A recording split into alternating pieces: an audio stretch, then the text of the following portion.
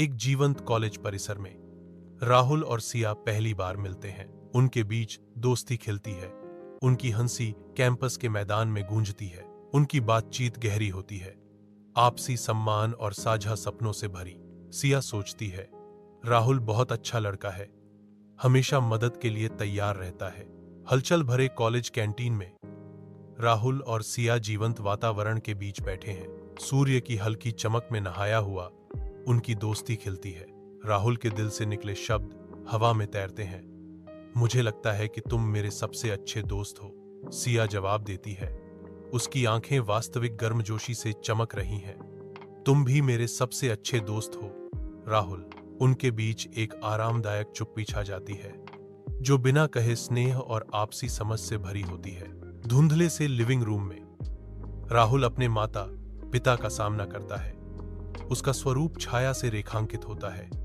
उसके चेहरे पर दृढ़ संकल्प होता है, मैं सिया से प्यार करता हूं और मैं उससे शादी करूंगा, राहुल घोषणा करता है। उसकी आवाज एक अटूट प्रतिबद्धता के साथ गूंजती है, जो कमरे को भर देती है। उसके पिता का चेहरा गुस्से से तमतमा जाता है। उसकी आंखें पीढ़ियों के पूर्वाग्रह को दर्शाती हैं, क्योंकि वह एक तीखी फटकार लगाता है। यह नहीं हो सकता राहुल, तुम्हें हमारी जाति में ही शादी करनी होगी। उसके पिता जोर देते हैं, परंपरा का बोझ हवा में भारी पड़ रहा है।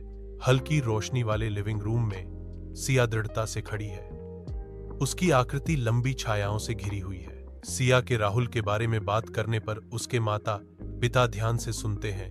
उनके चेहरे चिंता से घिर जाते हैं। सिया भारी चुप्पी तोड़ती है, मैं राहुल से प्यार करती हूं और मैं उससे शादी करूंगी। उसकी मां की आवाज सन्नाटे को तोड़ती है, हम समाज में अपना चेहरा कैसे दिखाएंगे सिया, यह शादी नहीं हो सकती। अनकहे अपेक्षाओं का भार कमरे को भर देता है, जो सिया पर दबाव डालता है। मंद रोशनी एक उदास चमक बिखेरती है, जो अब उनके बीच बनी गहरी खाई को उजागर करती है। शादी के मंडप के नीचे राहुल और सिया बैठे हैं। शांति का प्रतीक है, क्योंकि उनके परिवार खुशी में एकजुट होते हैं। राहुल की आंखें सिया से मिलती हैं। एक वादा हमेशा के लिए उसके कोमल शब्दों में गूंजता है, अब यह सफर जिंदगी भर का है। सिया एक कोमल मुस्कान के साथ जवाब देती है।